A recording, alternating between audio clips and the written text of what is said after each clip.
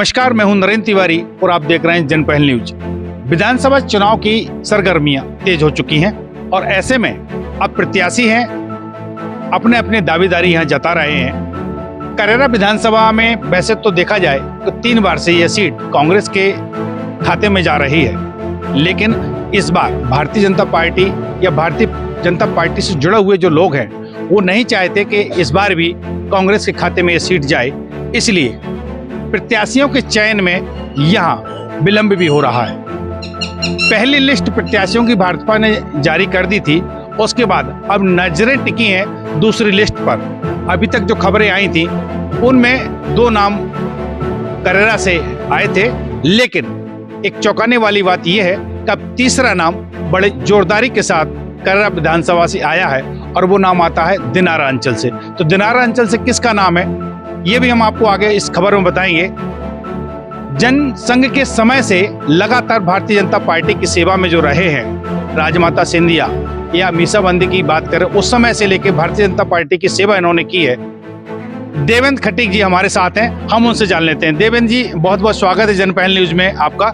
हम ये जानना चाहेंगे भारतीय जनता पार्टी से आप जुड़े हैं तो एक कितना लंबा समय आपको हुआ, कब से आप जुड़े हैं और टिकट की दावेदारी आप कर रहे हैं, इसको लेकर क्या कहेंगे? मैं 67 से लेकर आज तक पार्टी की सेवा में जुटा हूँ। बचपन से ही मैंने बीजेपी की जनसंघ से लेकर आज तक मैं पार्टी की सेवा करता आ रहा हूँ और पार्टी की सेवा करता ही रहूँगा। और मैं पार्टी से एक निवेदन करना चाहता हूँ कि मैं इतने समय से जुड़ा हूँ, पार्टी की सेवा की है, आज एक मौका है, मेरा लास्ट एरिया है, इससे मैं पार्टी से निवेदन कर रहा हूँ कि एक बार मुझे मौका दिया जाए तो मैं बड़ी अच्छी जीत हासिल करूंगा। और 3 बार विधानसभा हार चुकी है, चौथी बार में मैं भाजपा का झंडा फहरा दूंगा। अच्छा, अभी तक आप जो है जो पार्टी है, पार्टी में वो कौन कैसे पद हैं, जिन पदों पर रह के आपने काम किया पार्टी के लिए? जिला अनुसूचित जनजाति मोर्चे का जिला अध्यक्ष रहा हूँ और मैं राज्य परिवहन बोर्ड का मेंबर भी रहा हूँ। 1977 में जब सरकार आई, जब मैं बोर्ड में था तो मैं उसमें मेंबर रहा हूँ। और फिर मैं जिला केंद्रीय बैंक में मैं डायरेक्टर के पद पर रहा हूँ। और मैं संगठन में तो मैं कई सब पदों पर ही वैसे ही रहा हूँ, सदस्य रहा हूँ। जिले में भी मैं कार्यकारिणी सदस्य रहा हूँ और फिर मैं बाद में जिला अध्यक्ष बना हूँ।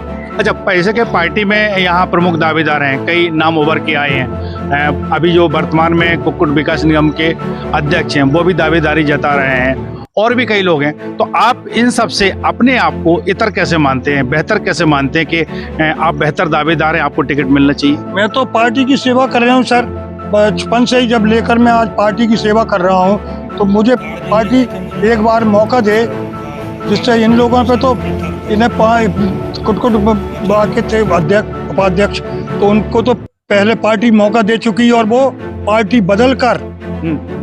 बदल कर झूला से जाके उन्होंने पार्टी का विरोध किया और पार्टी का विरोध करते समय भी उन्होंने कुल 7-8 हजार वोट प्राप्त किए थे। अभी जो देखा जाए कि ये जो करेरा विधानसभा क्षेत्र है, इस विधानसभा क्षेत्र में क्या प्रमुख मुद्दे हैं जिन पे कि पार्टी आपको टिकट देती है तो चुनाव लड़ेंगे, वो प्रमुख मुद्दे बताएं। मैं तो पार्टी जनता की जो भी समस्याएं होंगी उनको सारी समस्याएं निपटाने की प्रयास करूंगा। और मैं खुद चुनाव नहीं लड़ रहा, मेरी तो जनता चुनाव लड़ रही है, मैं खुद अपने आप नहीं लड़ रहा हूँ।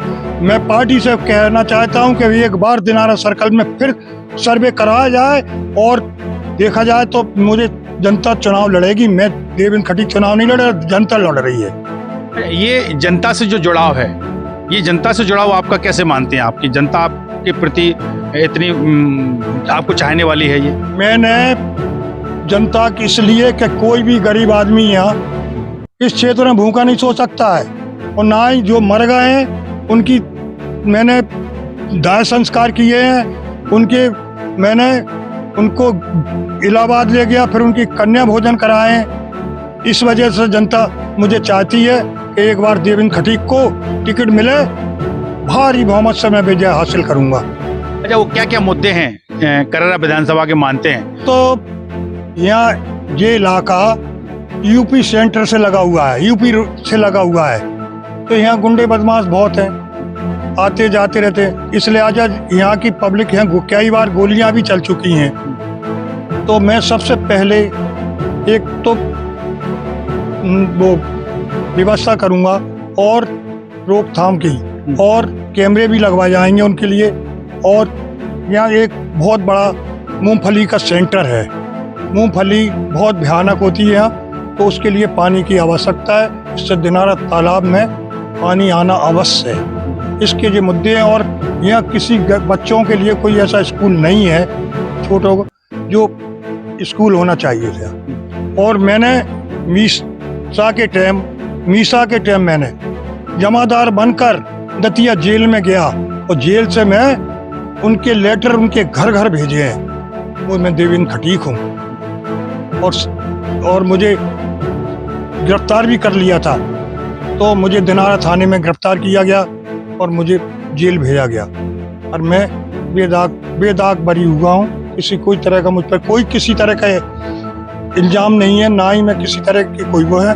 और लोगों पे तो कई इल्जाम है जो हारे हैं, पार्टी बदली है जिन्होंने है, और पार्टी के विरोध लड़े हैं। ऐसे लोगों को पार्टी टिकट देगी फिर क्या होगा? करेरा विधानसभा में अगर विकास की बात करें तो आप क्या मानते हैं अभी कितना विकास हुआ और कितने विकास की जरूरत है अभी? करेरा विधानसभा का तो दुर्भाग्य है सर, दुर्भाग्य है जो आज तक सबसे पिछड़ी हुई है। मैं विश्वास दिलाता हूँ कि जो दतिया में नरोत्तम मिश्रा ने किया है वो दिनारा करेरा विधानसभा में करके छोड़ूंगा।